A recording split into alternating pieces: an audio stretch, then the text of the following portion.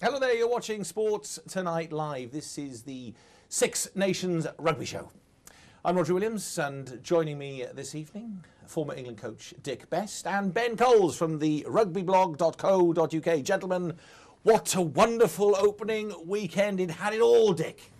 Yeah, it was a good opening. It was Beauty and the Beast to a certain extent. You know, France laid down a marker.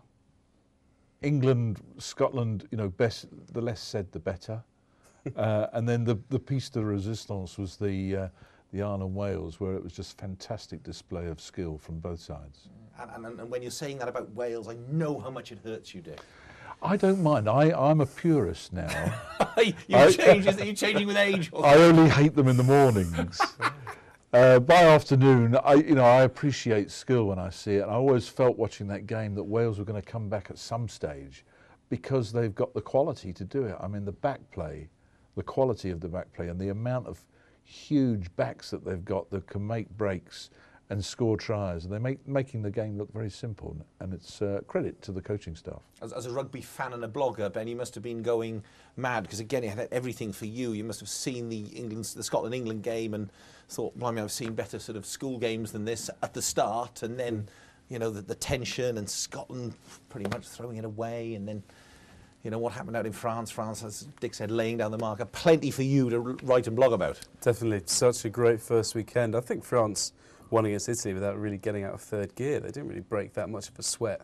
And then the Scotland game was, as Dick said, a bit of a beast. You kind of were just waiting for something to happen, and then it did happen, that charge down, and Scotland had to fight to get back into that game, and then Dublin on Sunday. I mean, George North just took that game by the scruff. The North Star. Oh, the guy is incredible.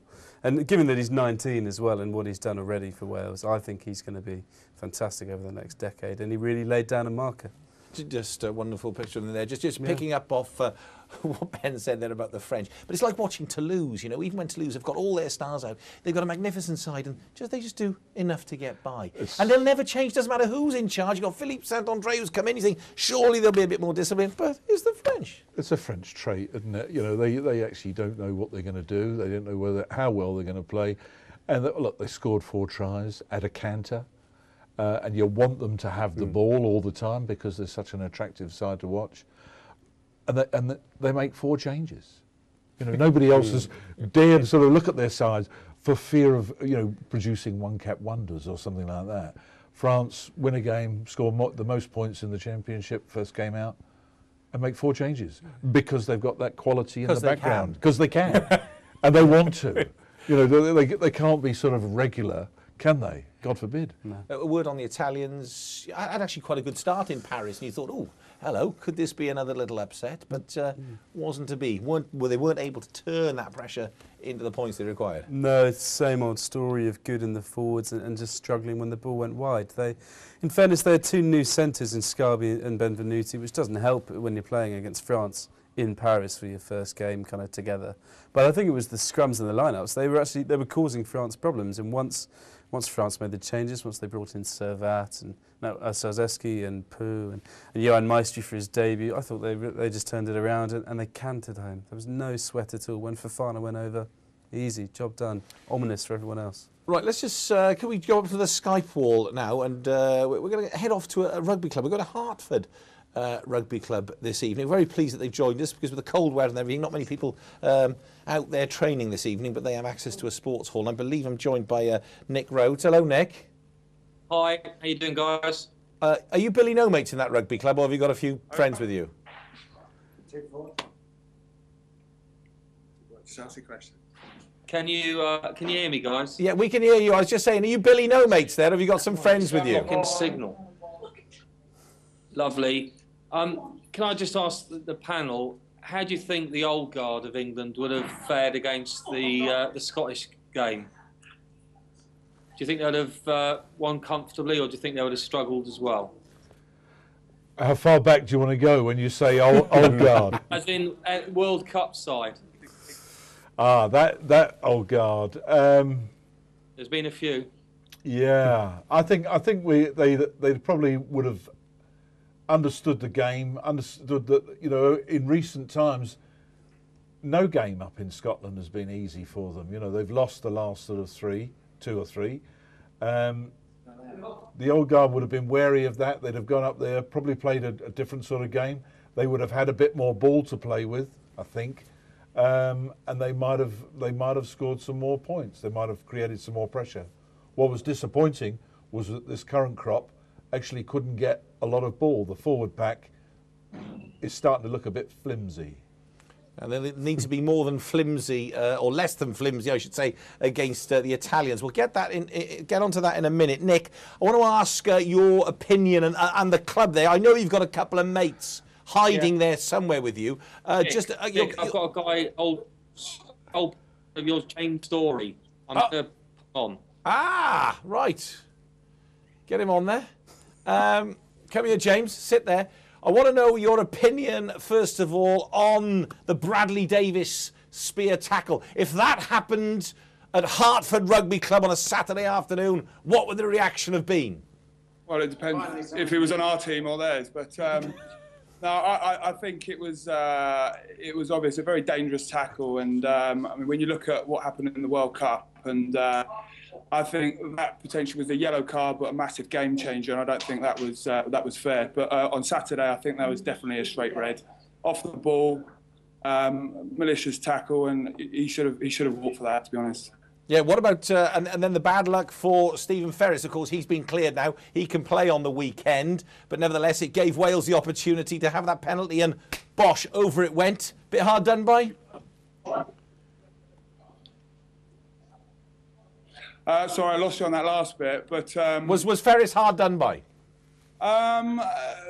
Potentially, I think the ref could have been forgiven for letting that one go. It had a lot of connotations if he just let it go. But as it was, he went and kind of did it let Wales back into it. I don't know. I think they were deserved winners on the day anyway. So I think they should have won, whether or not he'd been sin-binned or not. By the way, James, what are you doing up there in Hertford Rugby Club? This is my local town where I was brought up as a mini and come back here now to play with all the legends, such as Nick Lloyd and Michael Owen. Yeah, I was going to say Michael Owen is there, part of the coaching team. Is he your head coach? Is he? Well, he likes to think so. No, yeah, he is. He's done really well this year. We've got a good coaching staff with Paul Allen, who's ex-Bedford Centre, and Nick Lloyd, Ed Saracens player. So we've got a good setup here, and Mo's brought a lot of experience, and certainly for a lot of the young guys that have come on here, and who better to ask advice from than a former Welsh captain and British Lion. We were just talking about England, of course, not having made any changes. Just so you're aware, Dick Best is in the studio. This is well Ben Coles, who blogs the rugbyblog.co.uk. We're talking about England not making any changes. That's great because it gives everybody a chance, and all members of your rugby club, to actually get to know who you've got in the team. Because it's been a bit like that, hasn't it? Yeah, I mean, I think with the English setup, they had to sort of blood the players, as it were, at some point, and they're not going to come out and smash teams straight away. And I don't think anyone expected that. And at the end of the day, they got a win. And okay, it might not have been pretty, but I think if you said to them before the game, look, you're going to take the points for a win in this game, anybody would have taken that. So they need to, more experience and time to play. Thank you. With one another, and I'm glad they haven't changed the team, to be honest. What was that noise? Are you just getting the kitchen ready for a bit of food, or what? No. That was the bar opening. It's good sound, very good sound. Amateur club. Hey, what about? Let's have this discussion. Let me ask Ben first of all. The Laidlaw try, was it or what? That was a try, was it not? Laidlaw, Ben Youngs saving it there. Laidlaw stopped the ball moving. TMO didn't think so, and he looked at it for about 3 minutes. Yeah, I looked at it and I thought there was just about enough downward pressure to give that, but then it's one of those 50-50 calls. I think Ben Youngs did well to get his body in the way, because otherwise Scotland had gone ahead then. England were in real trouble. They were. Come on, Dick, that was a try, wasn't it? Nigel Whitehouse, I think, was the TMO. He was nowhere near it. Oh, come on. You could not give that. That's more impartial than me. James? No, it was a no try. It stopped the ball, but the ball stopped rolling. That means he's put enough downward pressure on it. Rhodri, he's English. He's one of us. I know. That's why I'm trying to wind him up. Well, I don't know. I don't get paid the big bucks to make decisions like that, but no, it was a no try, I think. How are you doing anyway? How are Hertford Rugby Club doing under the leadership of Michael Owen? We're doing all right. We got promotion last year, and unfortunately we lost quite a few of our senior boys through one thing or another, retirement and going home back to Australia and retirement and whatnot. So it's been a difficult season with a lot of injuries. Got about 17 boys out this year, which isn't great, but we're doing all right. We're just below mid-table, battling on. OA's at the weekend, which is an important game, for them as well, because they're sort of nudging towards the top spot with Richmond. So yeah, we're doing all right. We're doing all right. And how does Hertford compare with some of your former clubs like the Ospreys and? Well, I think it is. It's not. Yeah. It's not. What'd he say? What'd he say? He said, "Nice to get some game time." He said. Cruel. Yeah, no, it's obviously it's very different, but it takes you back to part of sort of the amateur days where you can play rugby and enjoy the social side of it as well afterwards. But I think it's been good having the experience of say the Ospreys and spending a time at Munster. To bring some of that experience of professionalism, and same with Michael Owen and Nick Lloyd.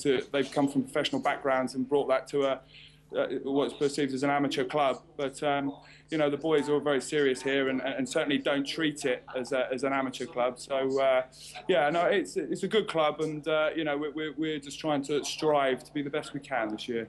Good. Well, wish you all the best. Thanks a lot for taking time out to have a chat with us, and I think we'll keep heading back to Hertford. I've got a warm feeling towards you already. Maybe it's the Welsh influence there, James. Listen, the bar's open. You can get over there now because I can't see you doing any training tonight. Well, you'd be surprised. We're going to run around the bar here now.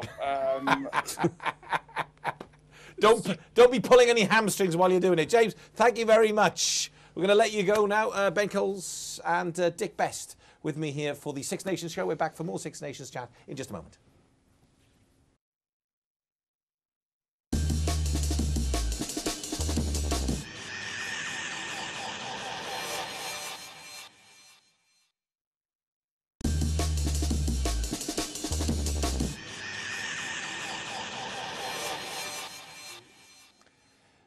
You're watching Sports Tonight Live. This is the Six Nations Rugby Show. I'm Rhodri Williams, and I'm joined by former England coach Dick Best and Ben Coles from the rugbyblog.co.uk. Let's look ahead now then to weekend number 2. I tell you what, let's start with Scotland, because I've got to say, you've got to love this. Ross Ford, the captain, says they want the Millennium Stadium roof shut so they can play their free-flowing rugby. Ben. This is a team that hasn't scored a try in their last 4 games, including against Georgia. Free-flowing rugby. It's ambitious, to say the least. I'd have thought they'd have wanted it open and for it to have been as wet as possible. That's when they get their results. And to kept it with the forwards and just played 10-man rugby. In fairness, Dan Parks has now retired, so maybe their 10-man game is kind of out the window. Well, we'll get on to that because Laidlaw's in instead of Parks, who's retired. Dick, I'm sure that you had some interesting thoughts about that. You could have one game in the Six Nations. You have a bit of a stinker. Well, I say a stinker in that your bad kick leads to the try, which is the difference, I guess, on the day. Yeah, well, they chose Parks for a particular reason to run the game, and to a certain extent, he did reasonably well. He had a lot of ball to play with.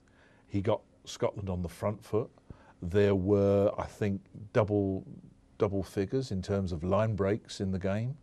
So not all was bad. He makes one mistake. Charlie Hodgson charges down a ball, and it would appear that he's been made scapegoat for the Scotland loss. Robinson is really sort of supportive in the past, but it would seem, reading what I'm reading on websites and Jim Telfer, former England great, Scotland great himself, sort of having his view, saying he looks like he's just been hung out on this occasion. Yeah, I think, looking for it.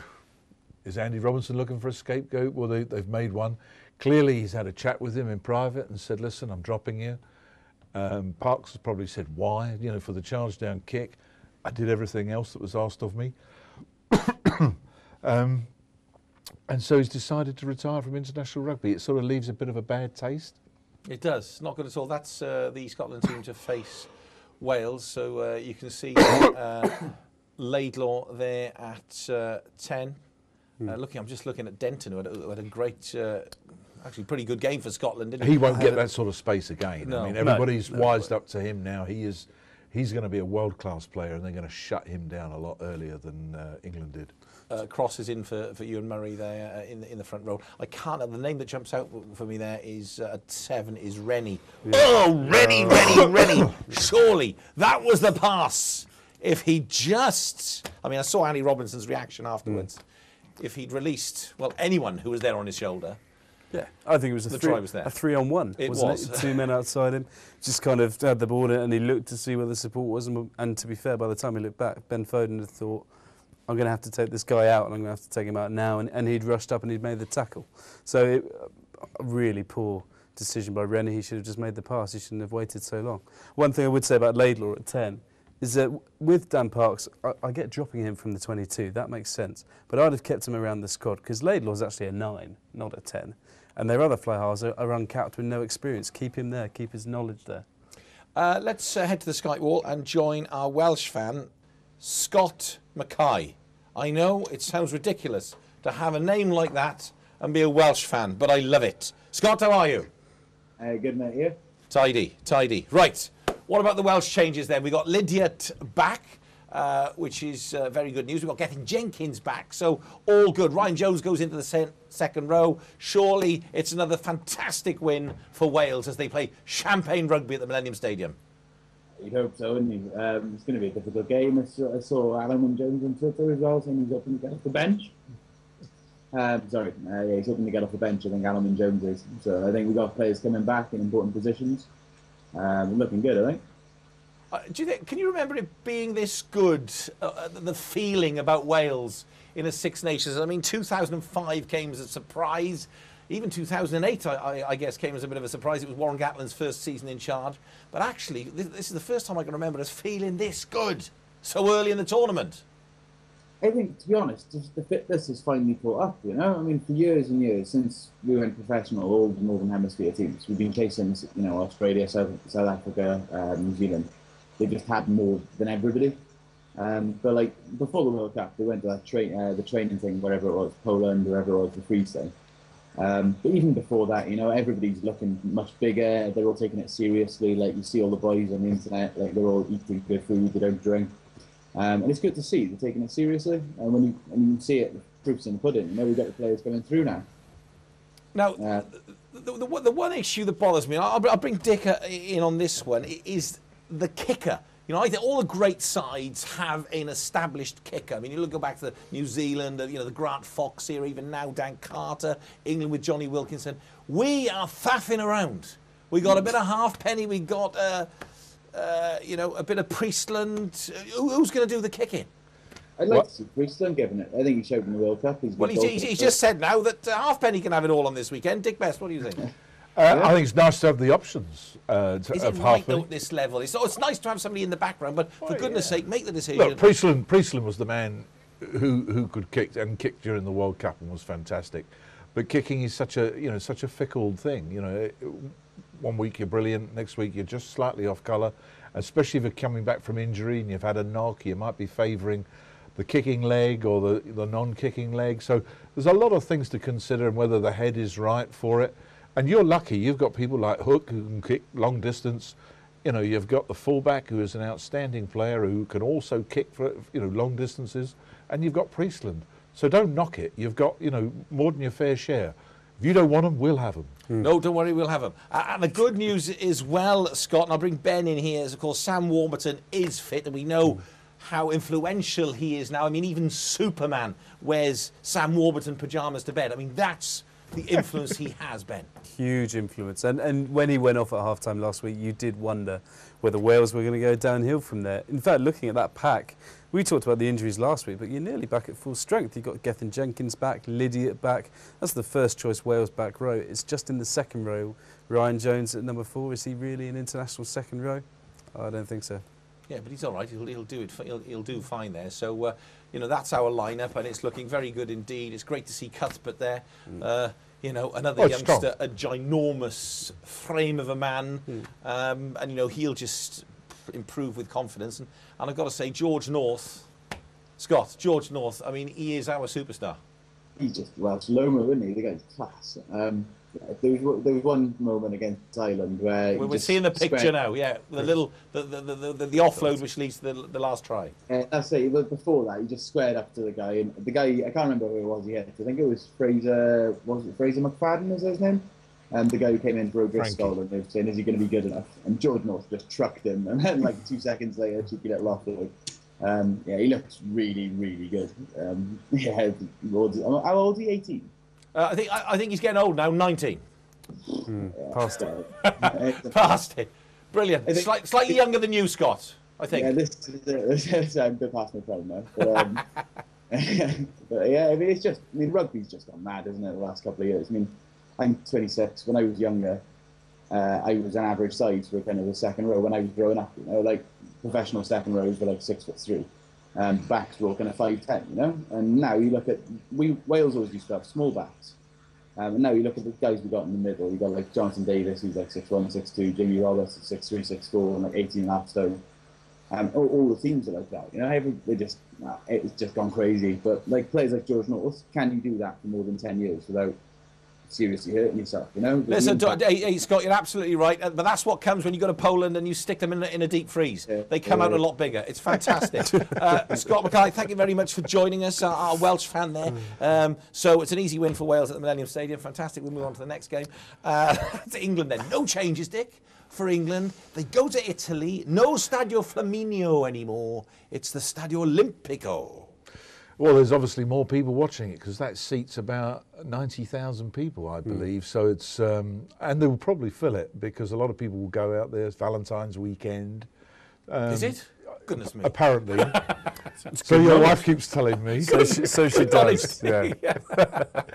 So it's no changes. Does this mean that he's saying that he's going to give everybody a second chance, and that, you know, one average game or poor game doesn't mean to say you're a bad side, and he wants to see what he can try and get out of them. That's the side then. So it is the same. Who stood out? Anyone stand out for you, Ben? Moritz Botha in the second row had a stormer. Everywhere you looked, his red scrum cap was flying around into tackles and rucks. And who else impressed? Brad Barrett, I think, in the centre as well. The outside centre, man of the match as well. I think he was just a really outstanding work rate. Is he good enough attacking-wise? I don't think we saw enough of him punching the holes in the middle. And that's what England need. They need him to go over for that front foot ball. We didn't have the ball. The ball against no, we didn't have the ball. I mean, you look at the percentages and the stats post-game. You know, we had something like 20 to 30% possession. Whether we could use that possession, you know, most of the time we're camped in our own half of the field. So very, very difficult to sort of to get in. I mean, I think we created one chance in the whole game where Hodgson kicked to the corner, Struttle caught it and got tackled by Denton. End of story. That was the you know, can't say that we didn't take our chances. We didn't get any. We didn't create any. Will England get the ball against Italy? Well, they're also a bit miserly, aren't they? They don't like to give the ball away, and they know if they can starve England of the ball, like the Scotland team did last week, they're in with a shout.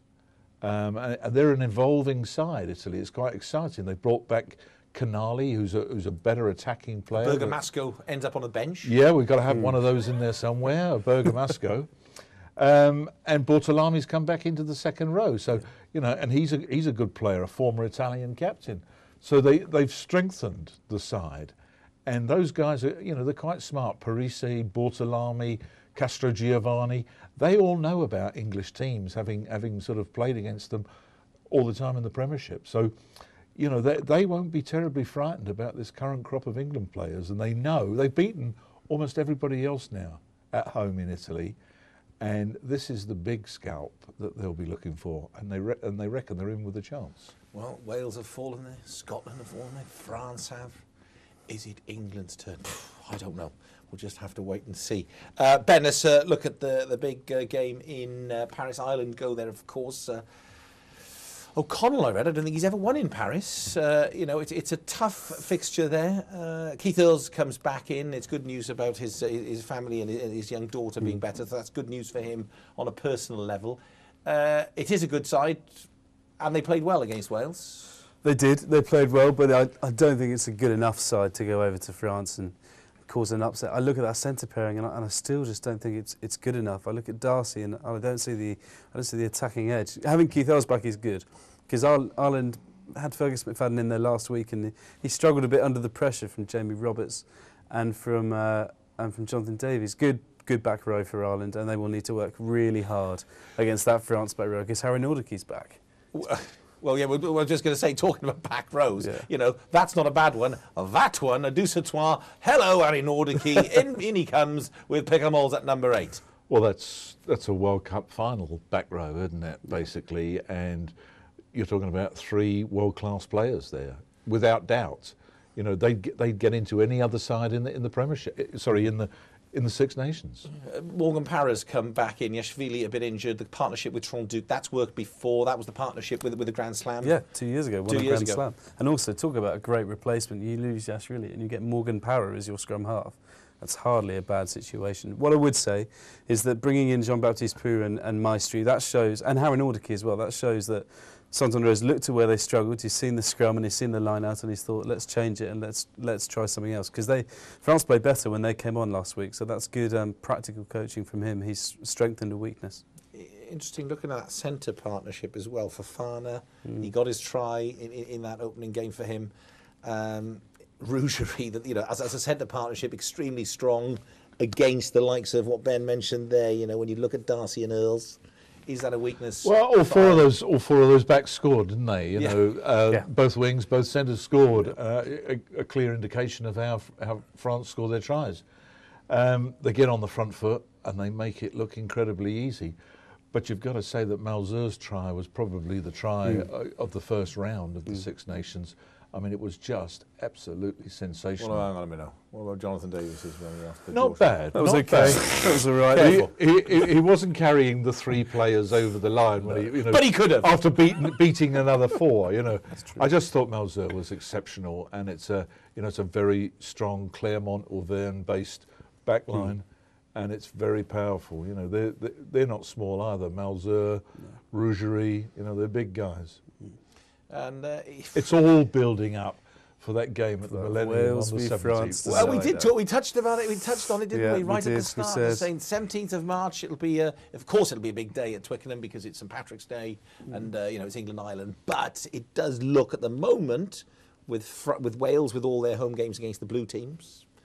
You know, and that big one against France on the 17th. That is if you win at Twickenham, which I wouldn't take that as a given just yet. Well, it depends what happens this weekend for England against Italy, but no, Wales v France, 17th of March, Grand Slam decider. Yeah, maybe it is being, you know, you've got to be careful in the Six Nations. Dick, you've been there, you know what it's like. Is it one game at a time? Or does your mind start to wander? Oh, it has to wander. And for both sides, it starts, you know, both France and Wales, it's wandering already, because here we are, after week 1, talking about a Grand Slam decider. And more people during the course of this Six Nations are going to be talking about it. You're going to be reading it. You're going to be living, eating, sleeping it. So in the end, it gets to you. I don't care who you are. You know, you can't, you know, even the waitresses in Starbucks or whatever are telling you, know, good luck in the Grand Slams. Or any other coffee house. There's plenty to choose from. So you actually can't get away from it, and it starts to, you know, just to seep through your body, and you start believing it yourself. And of course, we all know that, you know, teams going out believing or thinking that they've got a God-given right to win tend to lose. All right, you've heard from Dick Best and Ben Coles. We've had a couple of Skypers. Scott Mackay, the greatest name for a Welshman I've ever heard. And we were up there with Nick and James Story up at Hertford Rugby Club. The question is now, where's the smart money going? Next, we'll be talking to the Bet Butler. He knows exactly where you should be putting your money or not. We're back in a couple of minutes.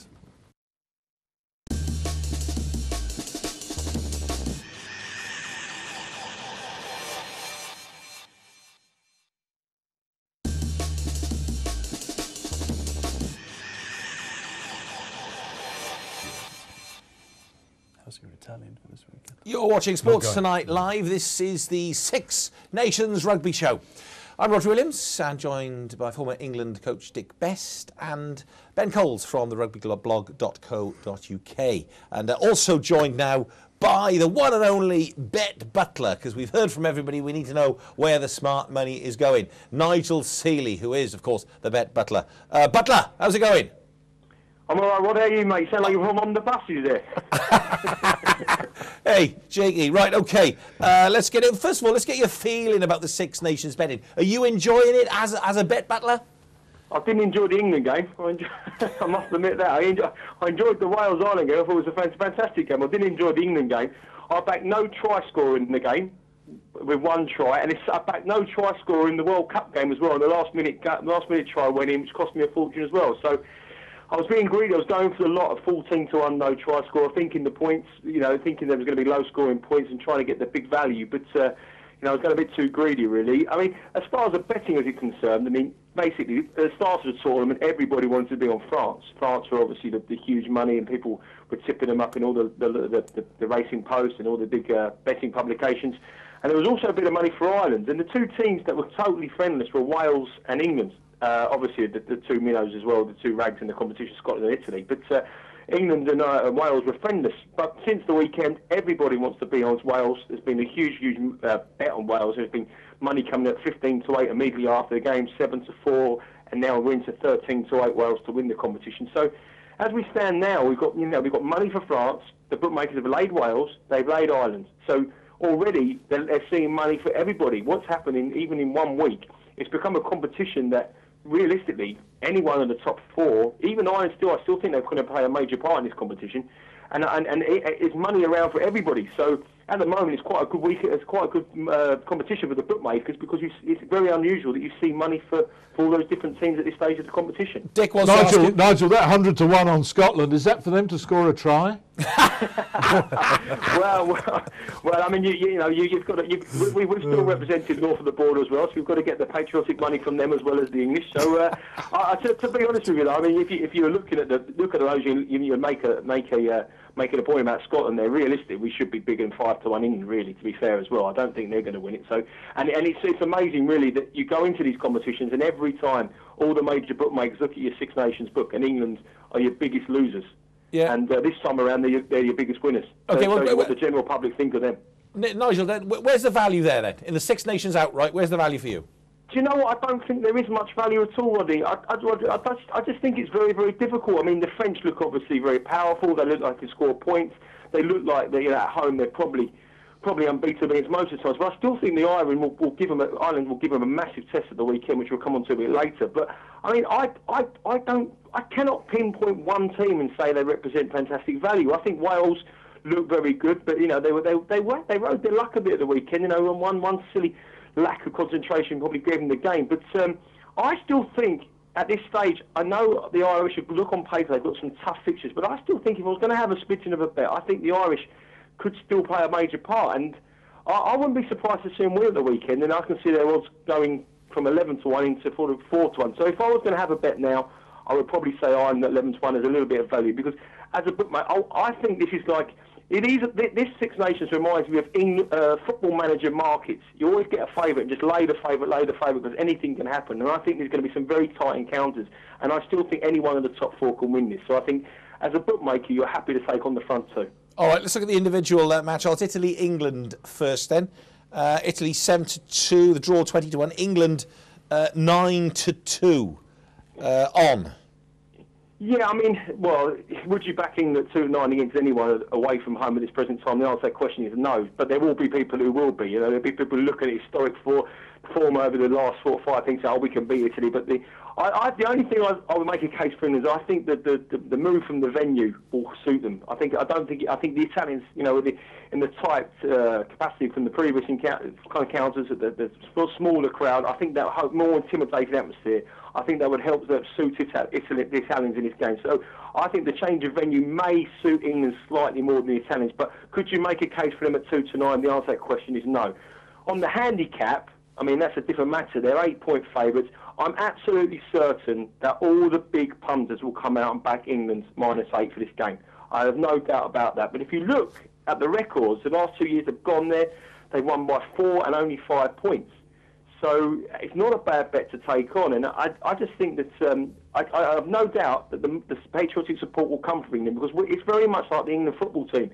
when they sit in front of the telly on Saturday, 10 minutes to go to kick-off, they are not going to back against England. They'll want to back England. They'll want to back England against anybody. And they'll look at 8 points and think, I will beat the Italians easy. But I think it's a much better bet to back the Italians at +8. And as a bookmaker, you'll take people England -8 all day long, I think. All right, very quickly, let's go through the other two. France, Ireland, then your thoughts quickly on those prices. Personally, I think the price is 9 handicap. I want to get with Ireland +9. I definitely fancy points. The last 4 years, the average is 47.5 points. You can back over 44.5 points. I think Ireland go there and play a game, take the game to the French, and I think Ireland at 3-1 could. I'd be definitely a lower France at 1-3. I think Ireland at 3-1 could put up a shock. Okay, Millennium Stadium on Sunday, roof closed. Wales, Scotland. Wales will win it. Not quite sure whether they're covered the 12-point handicap. If I was forced to have a bet, I'd probably back the Welsh -12. I think Scotland were very, very poor at the weekend. I think Wales could have enough to beat them by more than 12 points. Interesting. Right. Any fun bets out there? Yeah, well, there's a couple of the ones. I mean, the one I like is, I looked at this, I think there could be a couple of draws in the competition. I think the draw, you know, I look at them, I think as the competition goes on, I think it's going to be very, very tight. 20-1 a draw, 12 games left. I think if you get one draw, you're in the money. If you back the draws in some of the games, I think you might get that. I think drop goals, I know you've mentioned the drop goals to me in the past.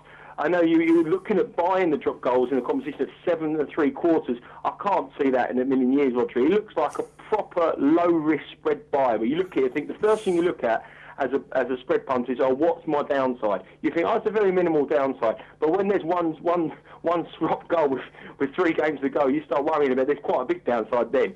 But you need 2 a week. I think it's going to be a very, very tall order. But also, you know, obviously the big point of that is Johnny Wilkinson's not playing for England. He scores most drop goals than anybody else in the competition. Loves a drop goal. I think your best hope in that game is for the Italy-Scotland game. There'll be a few drop goals there.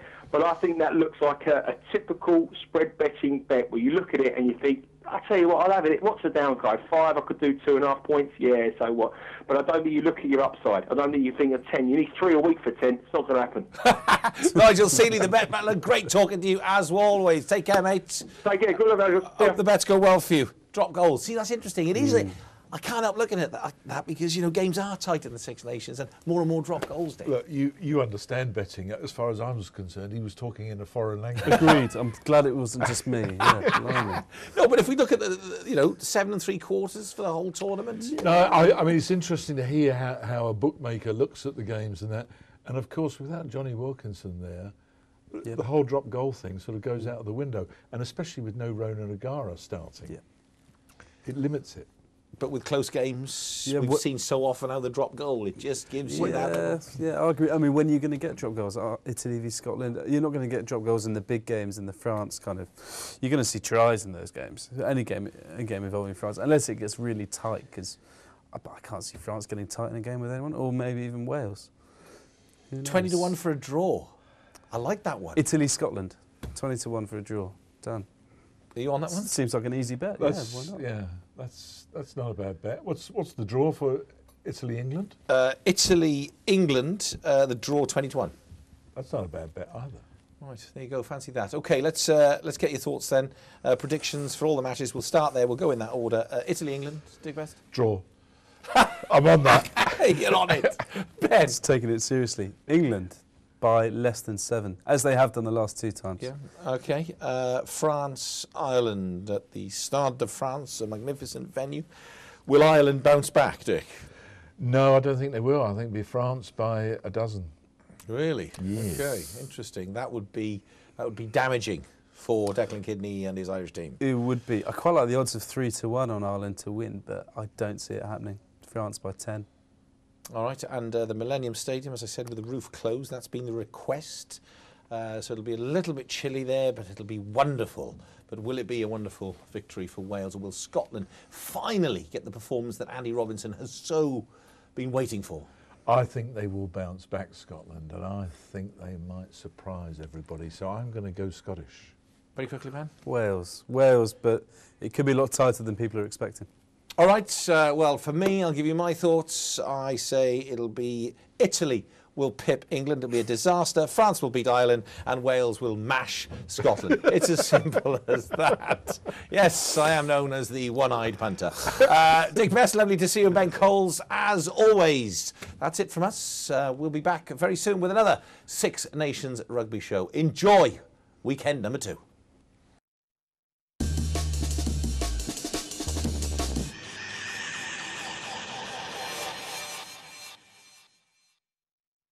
Stay ahead of the game with Sports Tonight Live. Don't miss a thing. Subscribe to our YouTube channel. Search for Sports Tonight Live on Facebook and like our fan page. Follow Sports Tonight TV on Twitter and tweet us your thoughts and opinions. Sports Tonight Live, it's the platform for the fans.